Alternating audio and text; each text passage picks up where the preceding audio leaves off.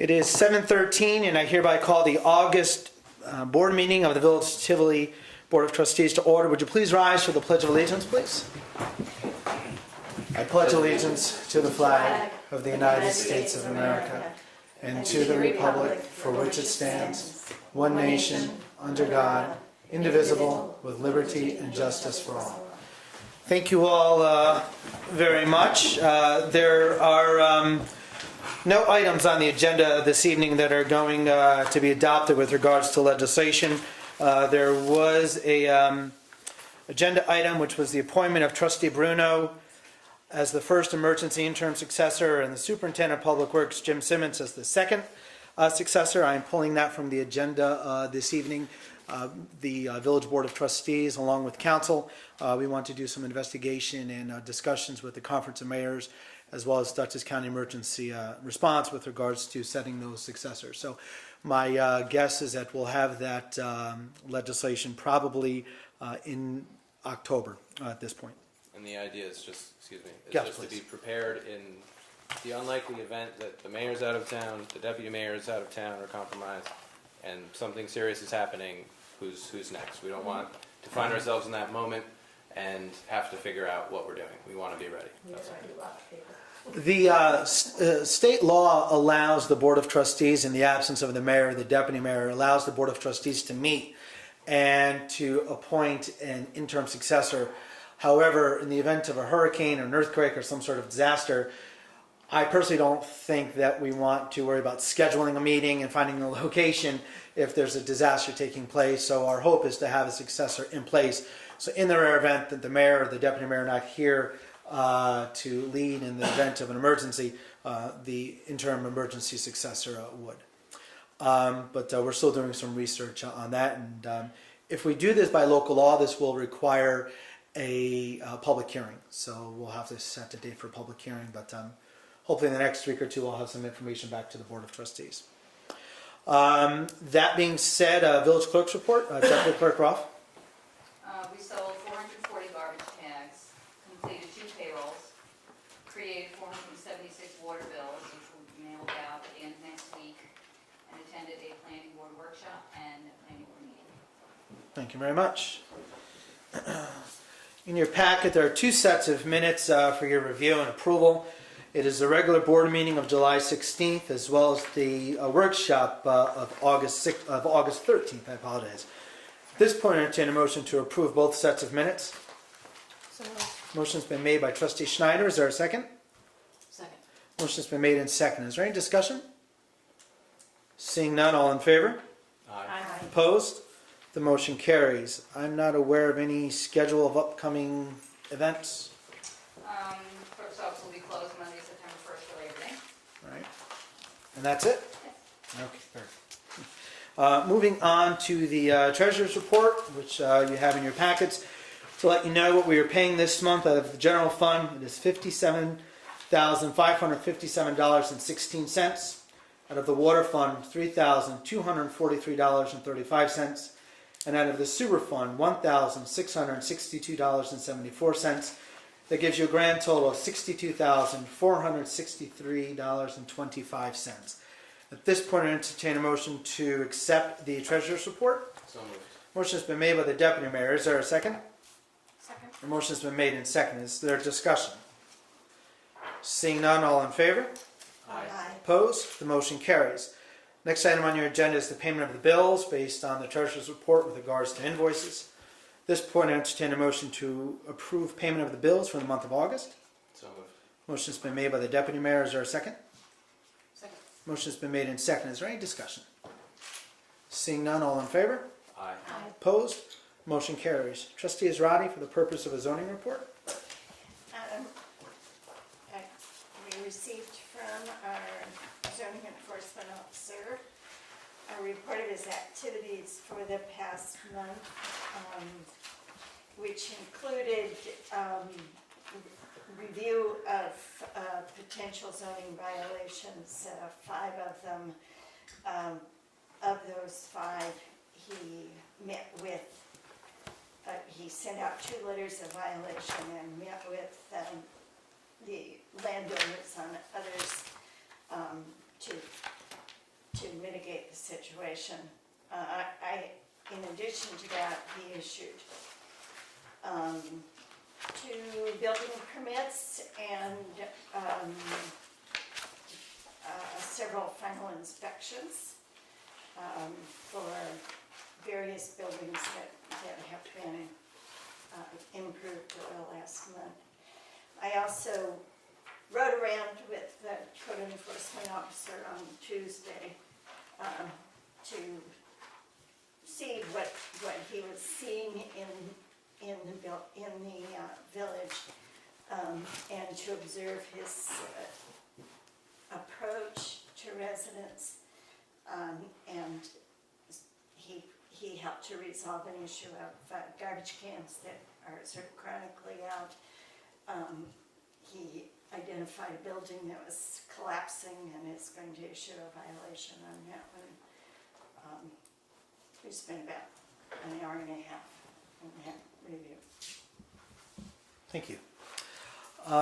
There are no correspondence this month. As I said, I pulled the only agenda item that was on the agenda for this evening. I do want to let you know that last night, after many years, the village of Tivoli, sorry, did that come on? Sorry, there's a light on there. After many years, the village of Tivoli and the Harris Smith American Legion Post have completed the land transfer. There was a property transfer between the two parties. Short story is that there was land that was owned by the village of Tivoli and that was owned by the Harris Smith Post, and it was one of those things that was sort of done with a nod and a handshake many years ago, and we wanted to make sure that was cleared up.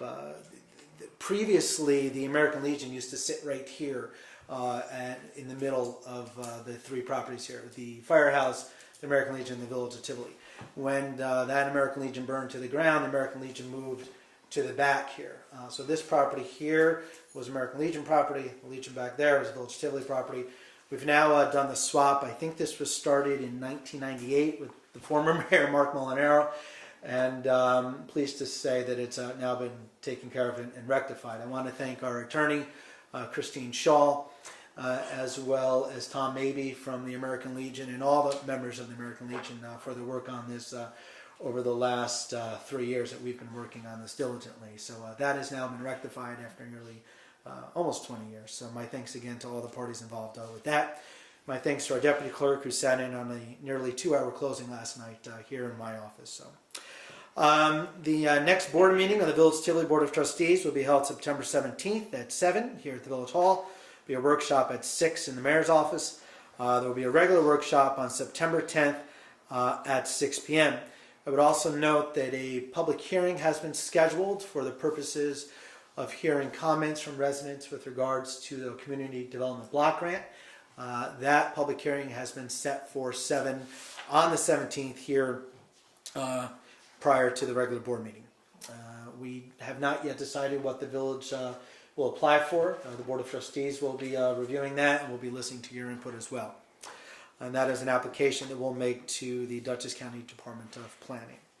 With regards to the grant application that we submitted to the Department of Planning for an evaluation study for whether or not it's feasible to consolidate or to transfer our water and sewer services over to the Dutchess County Water Wastewater Authority, I expect to hear back from Dutchess County Planning the end of September, and we'll keep you abreast of that.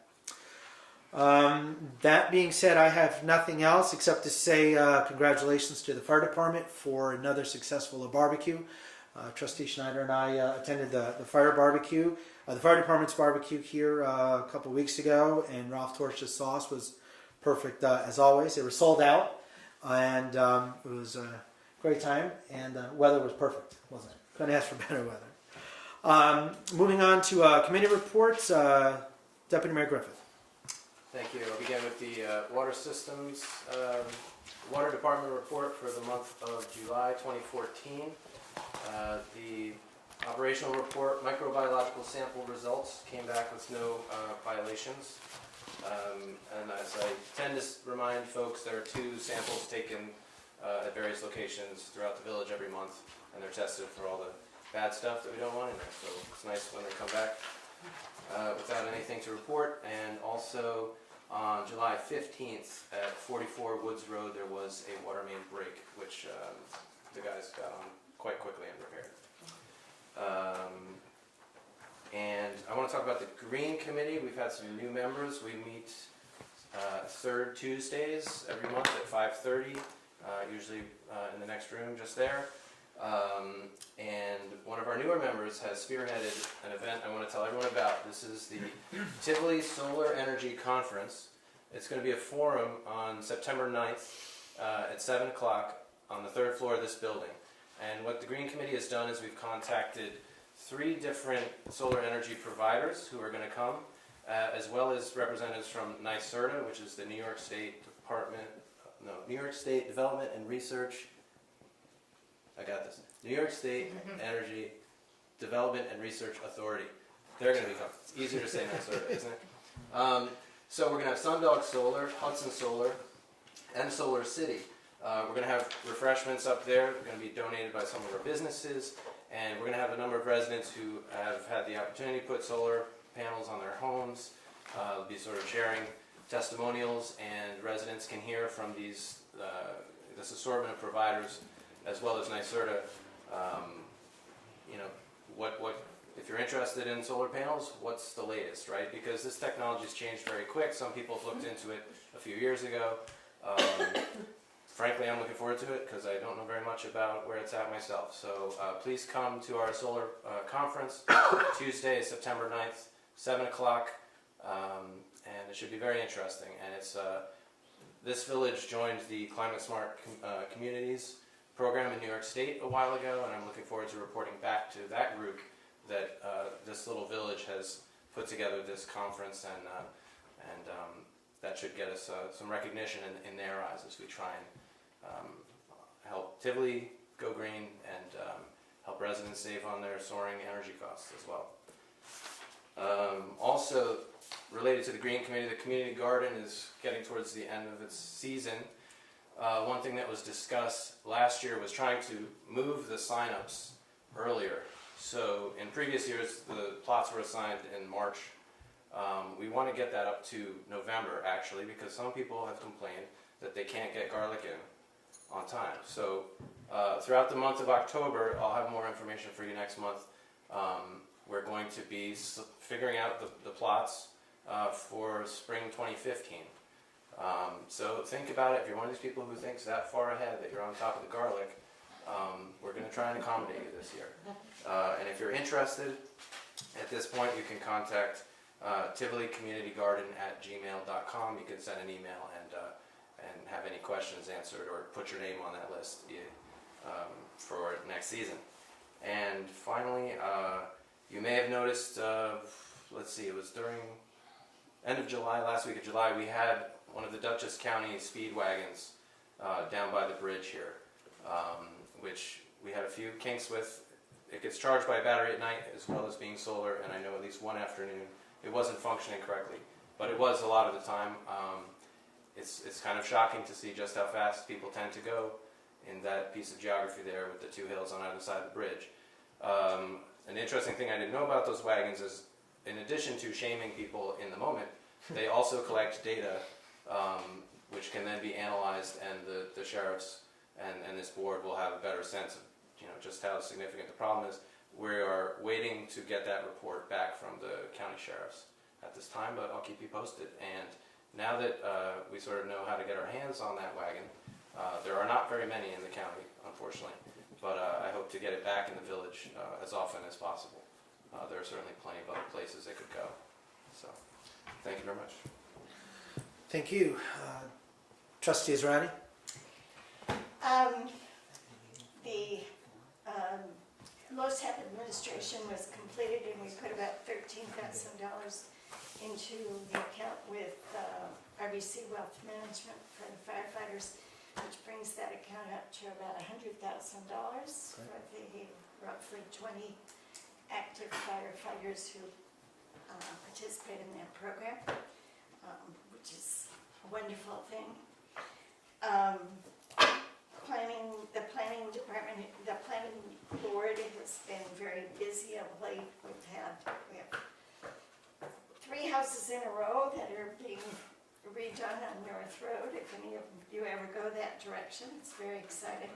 Things are coming alive in Tivoli in terms of recovery from the housing downturn of the last several years. But the really exciting thing that's going on is that street painting is only about 6 weeks away. My apologies, it is going to be on Yom Kippur this year. Just didn't have that in my calendar. But it'll be taking place on Saturday, October 4th. We have about 60% of our fundraising done. But just to remind you, the more money we have, the more interesting we can make the event. So don't let our success so far hold you back. Be sure to put it on your calendar and save the date. It'll be a lot of fun. Thank you. Trustee Brunner? In our last meeting in July, we were just coming up upon the conclusion of the summer rec program, which it did conclude. My thanks again go out to Gail Torsha, Melanie Fiore, Kayla Simmons, and Emma Simmons for providing some fun to our local kids along with visiting. In the park, if you walk through and see a large red swing, that has happened to be, it's a juvenile handicapped swing. So it's been a nice new addition. And as you look beyond that and see this bench, what that is an Eagle Scout project by one of our local young men, Shane Digan. It's a double-sided bench with an arbor, and it is really sensational. He's coming upon finishing it, putting the base underneath. If you're walking through and need to take a breather, have a seat. It's a quality. It's classic. It's beautiful. It's a pretty place to sit. And some other things will be going on in the park too with an adult handicapped swing, which has arrived, and we now are exploring our options for the appropriate base, and just making sure too that those in wheelchairs would have easy access to the swing and not be inhibited by terrain. Let me see. With our library, last Friday night, it was a shame because it was so cloudy. But the stargazing event that was planned had to be postponed. It will not be in our park this Friday night, but it will be taking place at Lake Taconic. If you have any interest in astronomy and would like to participate in an out-of-this-world event, you can contact Veronica. Contact Veronica in the library. She can put you down on the list.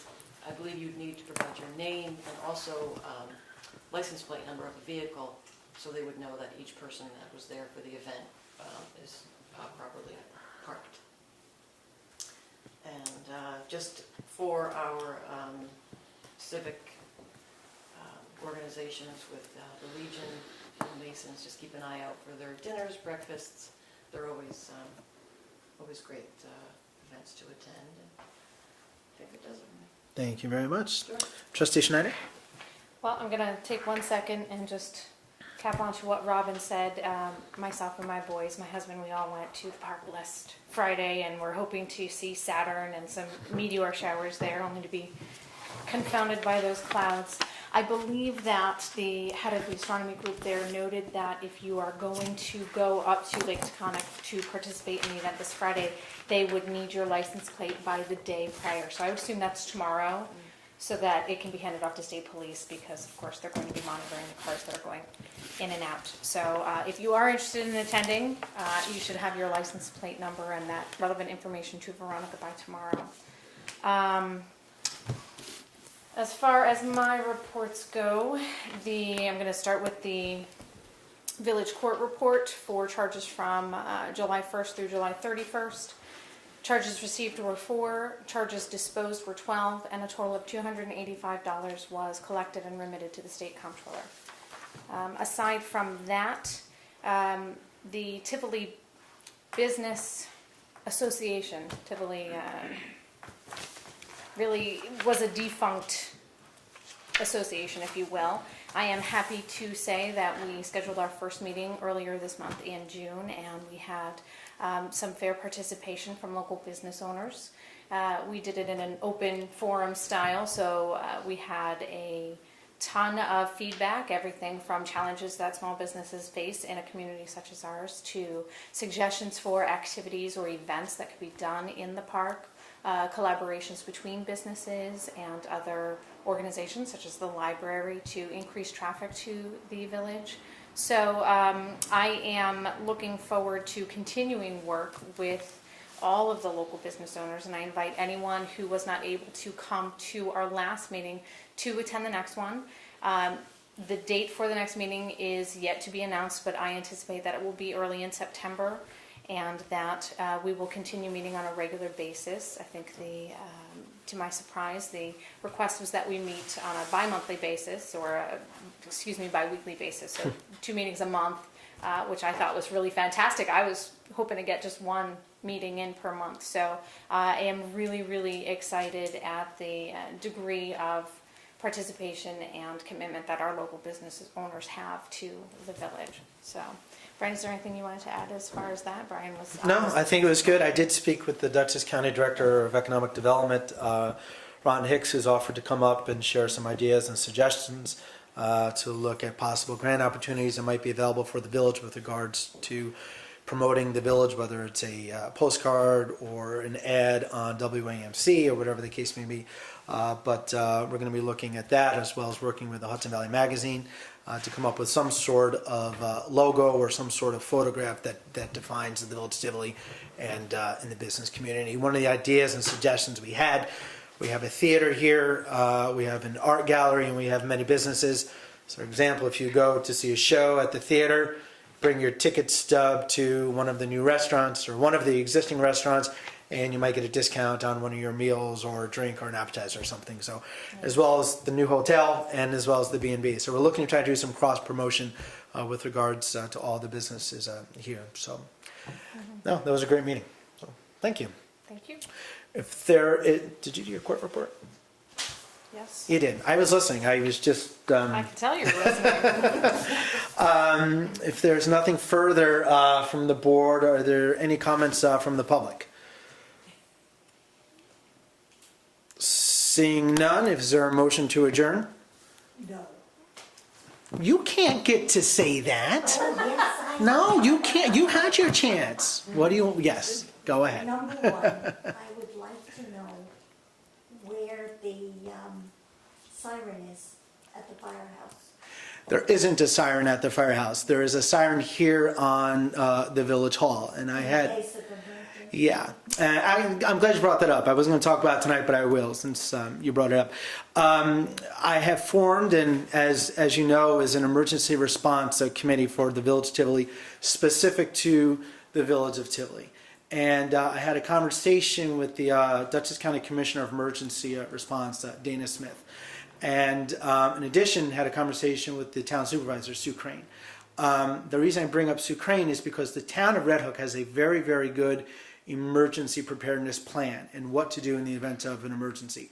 We're using that as a model. The chief of the fire department, Mark Hildebrandt, will sit on this committee. You will be sitting on this committee. Jim Simmons, one of the former trustees, Tony Stafiro, will be sitting on the committee. Linda Ganella, who's our village clerk, will sit on this. We want to have and Barbara Rupertone actually will be the civilian sort of liaison and representative to kind of keep all the other parties presenting back. Barbara will be the one to present to the boards based on your input, Provost Park's input. What we want to have is a plan specific to the village. So in the event of an emergency, we have a plan specific to the village of Tivoli. The siren was something that we talked about. We had a meeting with the fire chief a couple weeks ago, and we talked about the siren, and we're looking at different options with regards to that siren. Rather than just having that siren go off at noontime, we may have a specific tone that goes off when an emergency occurs, and we'll have to do education to the residents to let them know when you hear that siren, you need to resort to these steps, or you need to check this radio station or check the webpage or check your Twitter account or check your whatever, because that siren will be the tone that we put out. So we're looking at different options right now with regards to that siren. I don't think right now that it's operational or if it's even going off at noon like it used to. But what we want to do is have a specific tone in the event of an emergency. So that's something that we're working with emergency management on in Dutchess County. They're going to give us some plans that we can look at with regards also to pricing, because this is something that would cost us money, but obviously I think that would be money well spent. But we're going to take a look at some different options. So the siren is actually not at the firehouse; it's here at the Village Hall. Okay. Yeah, and I've actually been looking at this for a while to see if there was anything that could be done for the old siren, but it is really old and it's impossible to get parts for it. You know, having grown up here, and the noon whistle is great nostalgia for me. It's like, time to get home for lunch, you know. But as we've been talking and visiting the county command center and, you know, some of your comments recently, sirens aren't just for that, you know. It's Right. like, let's really figure it out. And looking at other communities and, you know, are they using a siren anymore? You know, there's so many, you know, with cell phones and other means of communication, you know, some opinions, as I've been using everyone around as a sounding board, is like, well, you don't need a siren anymore because people have cell phones, but there are other folks who say no, you know, if you're out in the yard and your phone's inside, Right. you know. So anyway, this one seems to be beyond repair, but it might just be perfect to get a state-of-the-art model anyway, so. I just couldn't see the mayor on the back of a fire truck with a megaphone running around telling people we've got a tornado coming. Well, I will tell you, a few years ago that was actually done because we didn't have the mechanism in place. But now that we have devices like cell phones and smartphones and Twitter accounts, one of the things that we've talked about with Dutch County Emergency Response is we can put out a blast email, we can put out a blast text, a blast Twitter, whatever the case may be, to let folks know of what the situation is. Now, there are some folks that will not carry one of these things. That's why the siren comes into place. Exactly. And there's a lot of folks that don't do that. That's why the siren will come into place. But we'll have to do education. So when you hear a specific tone, you'll know what to do. Yeah, you'll know what to do. But this committee will be chaired by village officials. We have citizens on it. Barbara Ruberton will be the liaison from the citizens to the board. But our hope is to have a plan in place. We don't want to rush it, and we're using the town of Red Hook's plan as a model. And each trustee will have responsibilities in the event of an emergency, which is what the town of Red Hook has right now. Have you thought of what we do at the condo, but it's not for emergency, it's just to notify everyone if we're doing something. And we do the robocalling, which has proven fairly effective. I'm assuming that that's going to be one of the plans and one of the options that's presented to us. They're putting together a different package based on our population, based on our needs, based on our available funds at the time. And that's something that this committee that you're going to be sitting on will be looking at and developing the plan. Yeah. If there's, yes, please. Brian, just talking about the emergency thing that we're speaking I of. didn't think it was back there. I'm Is sorry. there any way I can get involved with this year? I'd like to see if there's anything I could do to help. Absolutely. Yeah, if anyone is interested, yeah, most definitely. Okay. We haven't set a date yet. We were sort of waiting to the end of the summer with regards to vacations, but I think we're looking as soon as the summer is over and the fall, Labor Day is over, to sit down. I had a conversation with the chief the other day. He's on board. Tony Stafiro is a former trustee, and he's also a firefighter for probably 30 plus years. And in addition to that, he also worked for the New York State Department of Transportation. So he's got experience as a firefighter, and he's got experience with regards to infrastructure. So definitely I think the more people that can lend some input, absolutely. Okay. Yeah, we'll be in touch. Thank you. Absolutely. One more thing. Yeah. Parking on the main street in Tivoli. Have you ever thought of alternate side of the street parking? I have a little car, and I have days I have trouble going down the main street. I'm going to let Trustee Israedi talk about parking. She's a parking expert with regards to zoning and something she's looking at right now. So. And the other thing I think the college needs is a course for the kids in don't open your door without looking, and don't stand in the street with your door open when there's traffic going both ways. You mean when they're standing there having a conversation? You got it. Trustees Rowdy, you want to respond to parking? We have been looking at parking. There is the crucial issue is whether or not emergency vehicles can go through, and there is room. You do have to adjust. There is a philosophy, in fact, there have been very lively debates at the Intermunicipal Task Force with Red Hook on the advantage of narrow roads versus wide roads. The advantage is that it has the effect of calming traffic. I don't know if any of you know Robert McKeon, but he wants to get those roads down to 18 feet in width. I don't quite share that view. Neither do I. But although this is a narrow road, it's adequate for emergency vehicles to get through. We did move the bus stop last year so that we wouldn't have that double parking there. And the advantage in Tivoli is that it slows people down. And slower traffic has less likelihood of hitting the kid who opens the door. You hope. Yeah. That being said, maybe it's an opportunity for us to reach out to the liaison for Bard College and just reiterate some of the safety protocol that is in place, such as, not walking out in front of cars, because although we are going slow, Yeah. sometimes that can be Because I endangered. have Where seen just them cross the street without looking. I know, and I know that all of us have concerns that are left over from previous incidents here in the village or in the surrounding area. And so I think that any kind of a reminder to students might be appropriate, just what to expect. So now is a good time to bring that up, Sue, because obviously BART is coming right back into session. So. I know.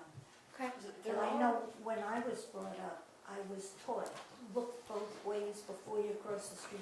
These kids don't look one way. Well, I think that They there's a just lot that don't. comes into play. There's technology that, sometimes our attention is absorbed in other things. And then there's the assumption that we are a small village and that everybody is going really slow. So maybe there's an expectation that a driver is paying more attention and a pedestrian maybe doesn't have to pay as much attention.